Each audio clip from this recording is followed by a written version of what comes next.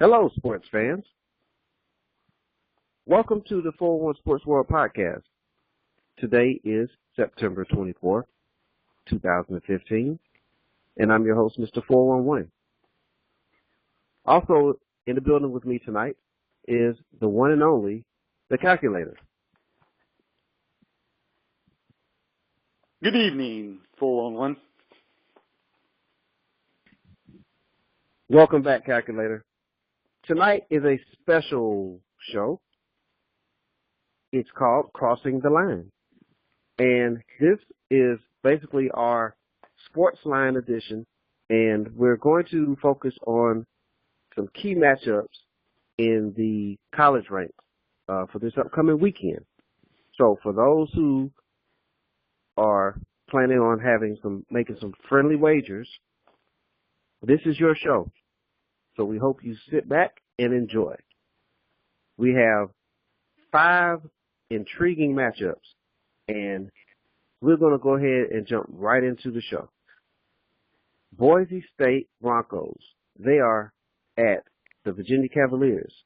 It's a Friday night special. Boise State is used to playing on Fridays, and this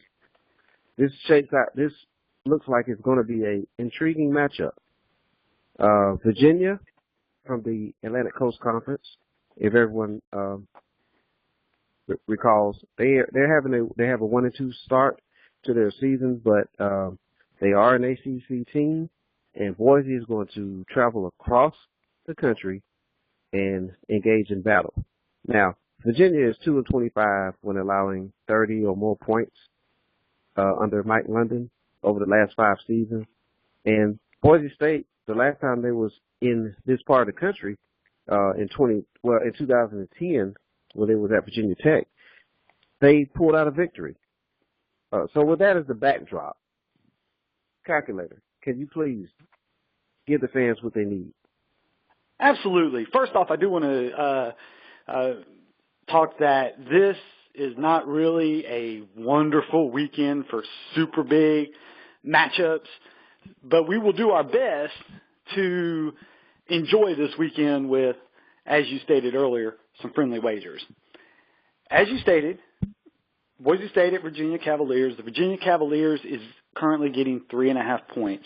This originally caught my eye due to when the line opened up, Boise State was -1, so Virginia was just getting 1 point. And I'm thinking, oh man, Boise State should cover that easily. And then within 6 hours, the line went straight to 2. I'm thinking, whoa, that was a quick jump. So I said, okay, I'm going to hold off. I'm going to hold off just a little bit and see what happens. And then I started thinking about it. And it's like, personally, I love home underdogs on Saturday night games on campus. Even more so, I love Friday night home dogs when the nation is basically watching. We all saw the Cavs open the season in the Rose Bowl and get rolled by the Bruins and freshman quarterback Josh Rosen. A week later, the Fighting Irish went to Virginia and took the lead in the last minute and left Charlottesville with a win.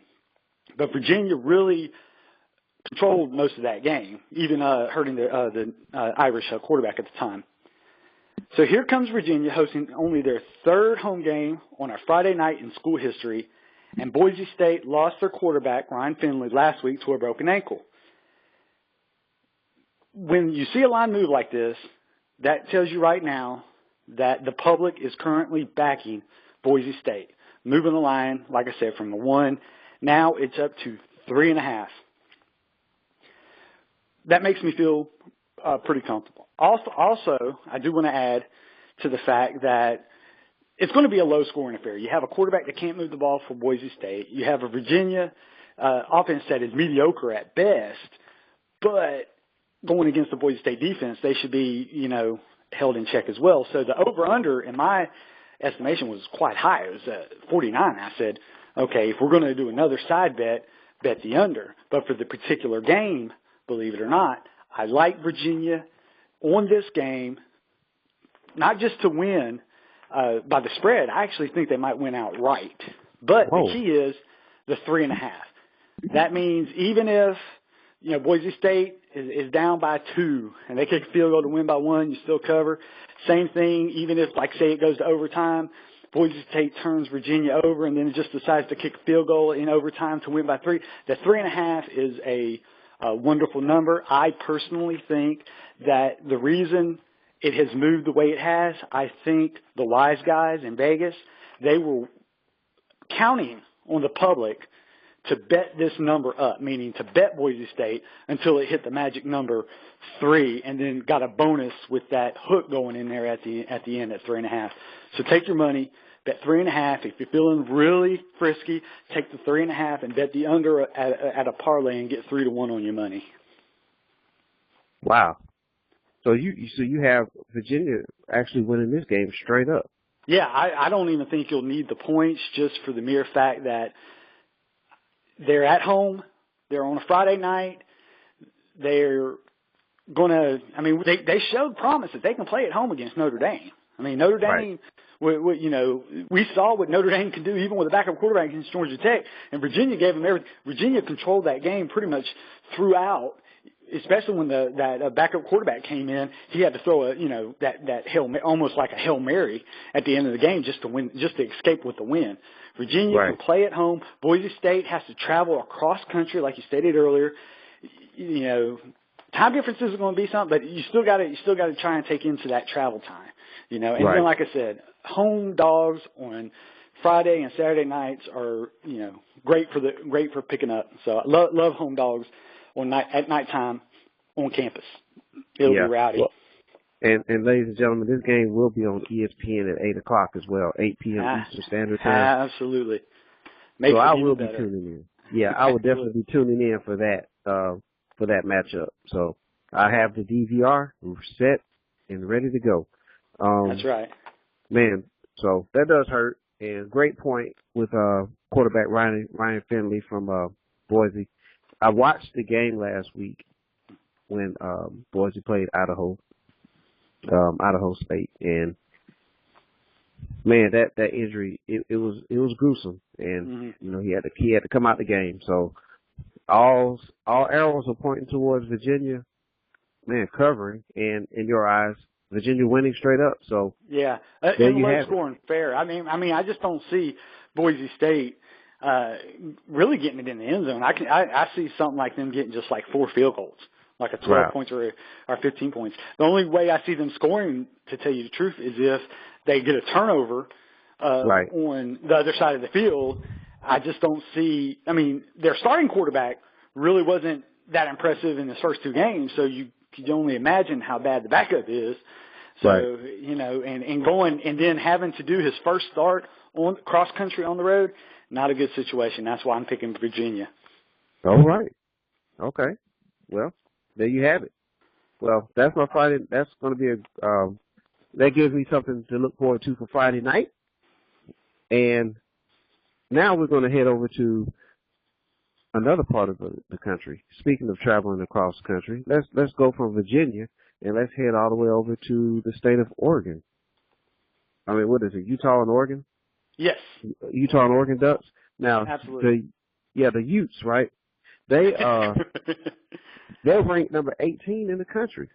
Quietly. Yeah, quietly number 18 in the country. They're making moves here. And Oregon is ranked number 12.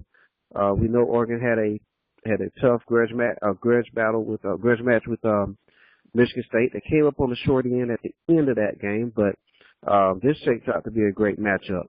Utah finishes up their non-conference schedule. They finished it out with 3-0 record, and so that's impressive. Now they are preparing to face the Oregon Ducks, who run one of the most fast-paced offenses in the country. So, calculator, tell us about this spread and how is this going to all shape out? Well, one thing that's going to hurt the spread this weekend is we don't even know which quarterback is playing. The regular starter is beat up right now. After Sunday and the dust settled over the college landscape, the Northern Illinois playing Ohio State is as good as they did. lots of people started tweeting away in the tweetosphere about their top 4 teams in college football, and it seemed that Michigan State was the majority number 1. Personally, I don't understand this. I mean, was it because they beat an Oregon team, which in my opinion has been pretty pedestrian this season? Is that really the best out-of-conference or even the best win in college football through 3 weeks? I don't think it's even close to being the best, especially because it was at home. We don't know which quarterback will start for, either team because, Utah's starter was banged up in his last game as well. Right. But there's a lot to worry about the Oregon defense. They gave up 31 points.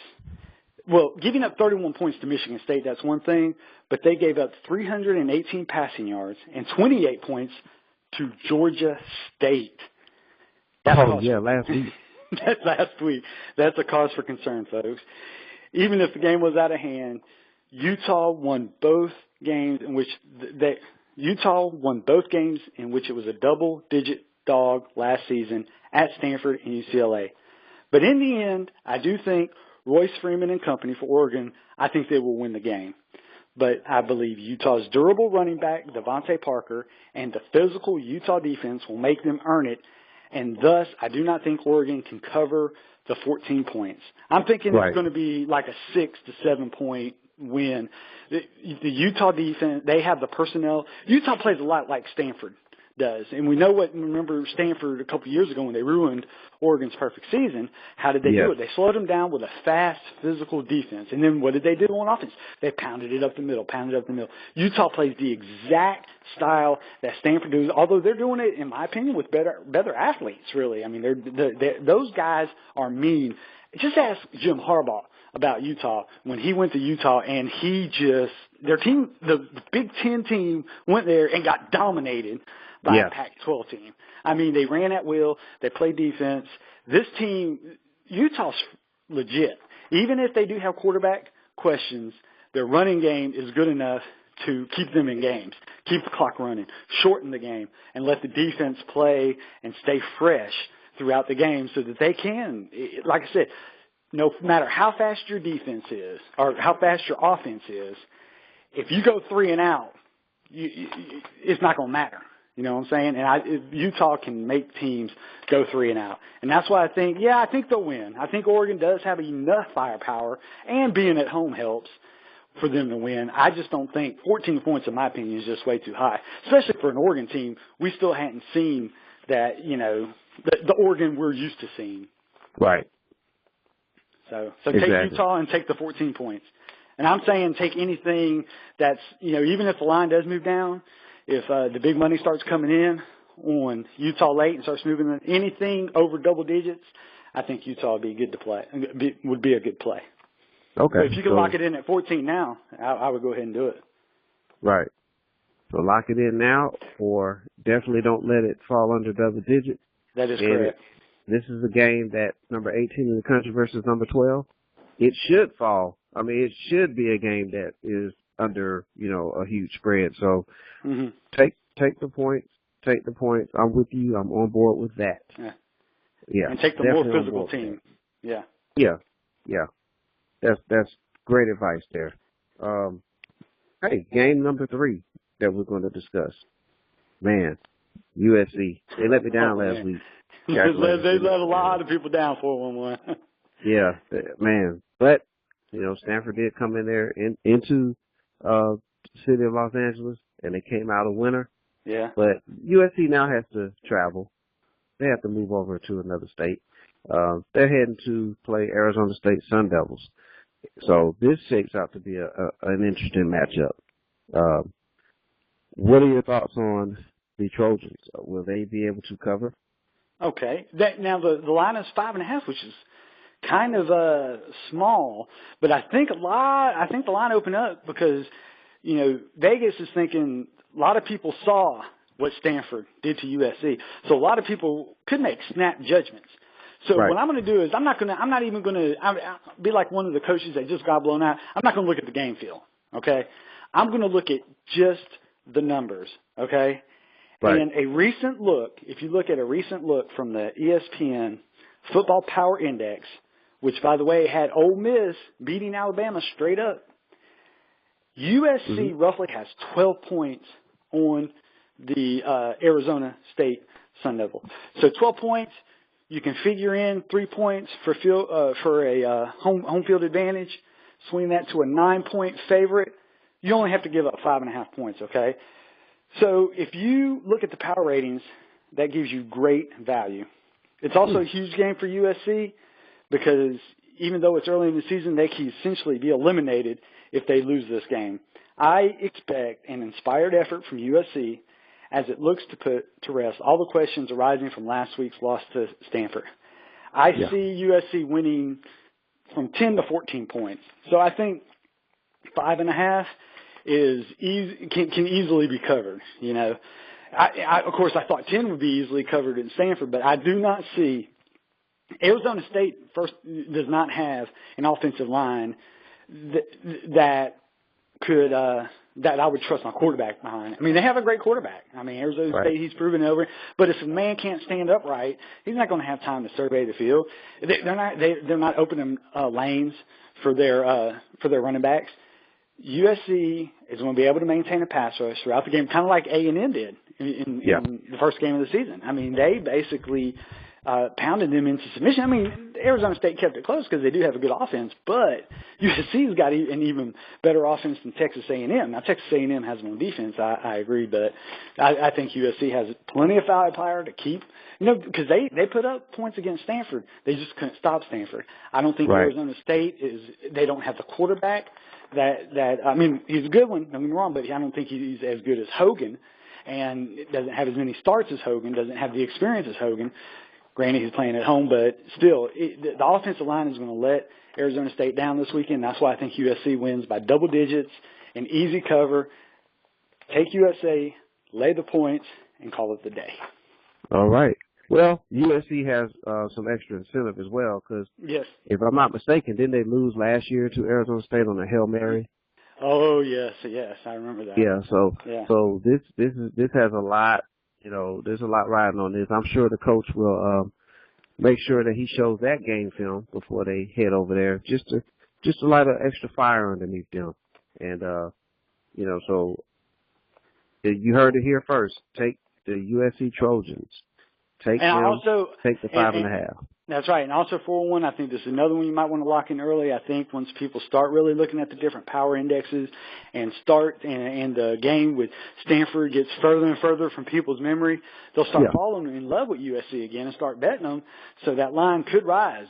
But again, I think you have enough cushion in there that, even if it rises a 1.5 or 2 points, you'll still be safe with anything, 9 and over. Even though I said double digits, 9's a good a safe bet as well. So, all right. Well, fans, don't fall for it. Take USC. Take them. Even though they dropped 13 spots in the rankings, they're going to bounce back. Yes, they are. Perfect bounce back game. Yes, sir. I'll be tuning in for that one. Now, here's one that's close to our region. This is an SEC tilt. Calculator, explain to me why in the world would Auburn be favored this week? Well, the main thing is you got to understand there's a lot of mystery of why of this new quarterback that's going for Auburn. So I think the house is speculating. They're putting the line out there, and they're going to see where people are going to bet one way or another, and they're going to say, hey, they look like an even matched team even without a quarterback for Auburn, so let's give the home team the benefit of the doubt. But let me tell you something, Mr. 411, okay? Tell me about the Mississippi State-Auburn matchup. First of all, Mississippi State's terrible, okay? They're mediocre at best. I called it. I tried to get on the Dak Prescott train early on, and when University of Southern Miss started basically making them look bad, and LSU didn't even play a warm-up game, and beat them rather easily. Yes, the score didn't show it, but if you watch that game, LSU dominated that game pretty much up to 5 minutes left in the game. So Mississippi State, not a big fan of Mississippi State. I know this looks like a horrible spot to take the War Eagles, okay? But there's a big but there. if they don't rally the troops this week at home in a Saturday night game, right, I'm not sure that they will the rest of the season, okay? As Zach stated on the podcast Tuesday, Gus Malzahn has pressed the panic button, and he announced that he will bench quarterback Jeremy Johnson and go with former Elite 11 MVP, redshirt freshman Sean White to catch all the shotgun snaps, okay? If Malzahn doesn't have his team's attention this week and the players aren't focused on getting the taste of Leonard Fournette running all over them in Baton Rouge out of their mouth, that says a lot of their future of this season.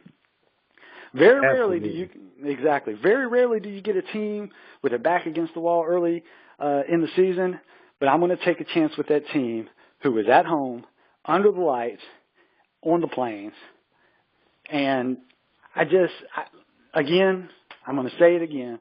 Mississippi State could prove me wrong. Dak Prescott could pull a Fournette, but he's not as big, as strong, as fast as them, and he's a quarterback. But I think Auburn is going to regroup. I think I'm a believer in the offense. Okay, the quarterback that they have was not executing. That's why he's been Sean White, like you said, former Elite 11 MVP. So the man's got skills. Okay, right. And I think he's going to run it, and he's going to want to keep the job. I think he's going to surprise people. And with only 2 points, if you'd have done this at the beginning of the season, Auburn was an early 9-point favorite. So, I really don't think they've come down 7 points since then. Yes, they look bad against Jacksonville State. Yes, they look bad against LSU. But, hey, folks, they're at home. You're giving up less than a field goal. And Mississippi State, in my opinion, is going to be they're going to finish below Arkansas in the SEC West. Okay, that's how little faith I have in Mississippi State this year. I think this is a great spot to take the Eagles. Another spot we'll visit that down the road, but I think this is a sneaky play. And I'm telling you, people are going to be surprised about what Sean White can do. Gus Malzahn has faith in him, and he's smarter than me when it comes to his football team. So I trust Gus Malzahn, and I trust the system, and I have a feeling Auburn gets it done. Yeah. And I think the fans over in Alabama will definitely, in the Auburn, Alabama area, will definitely appreciate that.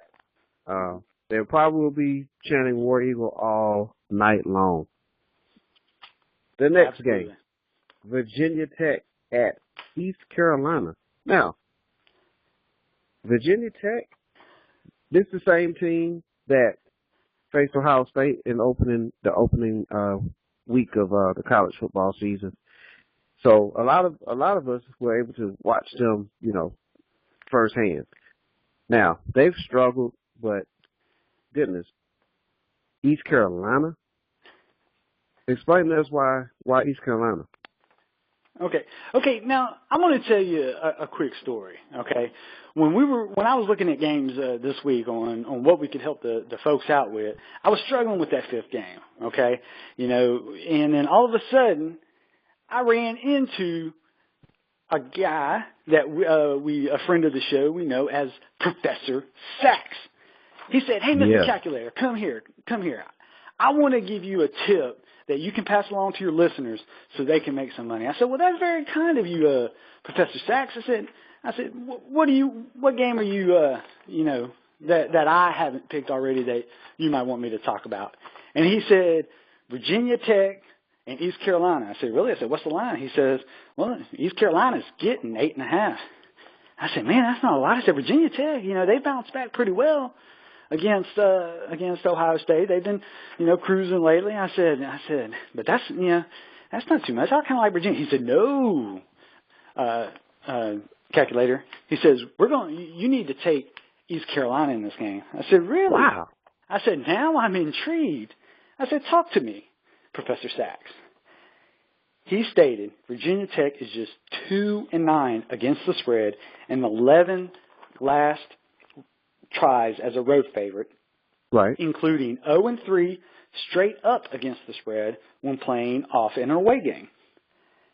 And this ridiculous line, he stated ridiculous line, he says it has Virginia Tech. It's attached to their name and reputation. And that is it, because he said the Pirates are 17-3 straight up in their last 20 home games with only one loss by more than 5 points.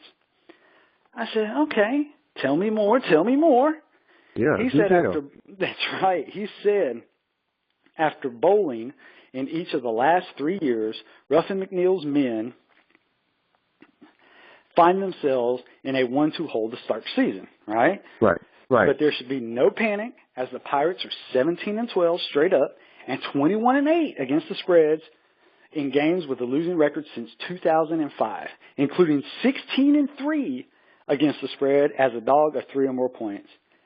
And don't forget, McNeil is 5-0 against the spread in his last 5 versus the ACC, 6-1 straight up, and 5-2 against the spread off back-to-back losses. Heck, even the series history sides with ECU, as the Pirates are 5-1-1 against the spread since this matchup reconvened in 2007 after a 7-year hiatus. 4-1-1. Greenville certainly isn't the right spot for the Beamers boys this last Saturday in September. Not with the Hokies staring dead ahead to a revenger against Pitt next week. And then I said, Professor Sachs, I said, that's unbelievable. I said, we got to add this. And he said, oh, that's not even the best, calculator. Get this. If you need to know anything else, Virginia Tech is 10-1 against the spread as a favorite of 3 or more points versus an avenging opponent off of a straight-up loss. 4-1-1, this is as easy as it gets. Take the 8.5 points. People aren't even looking at this game. You know, they are. A lot of people are looking ahead. A lot of people are going to be looking out west. This is one of those things that, hey, people are just looking at the names. But if you look at all those stats I just read off, this is your bankroll game right here. People are sleeping. Yeah, you say, oh, East Carolina didn't look good against Navy. East Carolina looked good against Florida last time I checked. And they're at home. Virginia Tech, they've looked unbelievable since the Ohio State loss. But I'm telling you, all the arrows point to East Carolina, if not just winning the game, definitely keeping it close. So 8.5 points, feel comfortable. The numbers are right there. Take everything you've seen during the season, throw it out the window, take the numbers I just read off. The last one, 0-10-1 against Virginia Tech is 0-10. That means 0. They have never won against the spread as a favorite 3 or more points against an opponent that lost the prior week. And that's any opponent. That's just not East Carolina. And then you take East Carolina's history and reputation over what they've done over a loss for the prior week. I'm telling you, this, take the money. Hey, it's a professor. It's all about professor. Professor Sachs is a friend of mine, and I trust his opinion. And he backs it up with numbers. He's a numbers guy like we all are. He knows I won't respond to this looking like this and this feeling like that. Show me the numbers. Professor Sachs showed me more than enough to put this on our picks, give it to our listeners, and let them make a buck this weekend. Well, this is definitely the Professor Sachs special. Yes, sir. Okay. Professor Sachs special. I like it. And I'm gonna tell you, there's a lot of things I believe in. I believe in the man upstairs. I believe in Santa Claus. And I believe in Professor Sachs. Yes, sir. Yes, sir. Now, so Saturday, September 26th, 3:30 p.m. on ABC/ESPN2, whichever outlet they decide to air it on. It's one of those two, depending on how games fall throughout the day. Yeah. You will be able to tune in and watch this game, the Professor Sachs special. That's right. Take East Carolina. Take them. Take the 8.5 points. All right. Watch a game go down to the wire. And when the game goes down to the wire, you don't care because you got 8.5 points. There it is. So if you want to win your friendly wagers, you can download this podcast. You can also email us at 411sportsworldpodcast@gmail.com. We'll either send you the link on how to view it. If you have any questions or comments, you can send it there as well. Once again, that's sportsworldpodcast@gmail.com. Calculator, before we close out for this evening, are there any closing remarks that you would like to convey? None right now. Just I know a lot of the college football folks watching out there are going to be a little disappointed with the caliber of the games, but that's why we offer this out there to let people, you can watch two bad teams, but I assure you, if you have a stake in that game, you're going to watch it and you're going to be cheering whether you're a fan of the team or not. So that's, Absolutely. and that's what I said. If you have no big games, listen to the podcast. We'll give you something to keep you, into the game and give you something to cheer about. Absolutely. Duly noted. Well, fans, we definitely appreciate you tuning in tonight. We appreciate you listening to our podcast. We definitely hope that the information was clear and concise, and we wanted to make your college football weekend as exciting as possible. So if you tune into those 5 games, and if you make friendly wagers on those 5 games, you should have a great college football weekend. Absolutely. So on behalf of Professor Sachs, on behalf of the Calculator, I'm Mr. 411. We thank you for listening, and we'll see you next week. See you next week, everybody.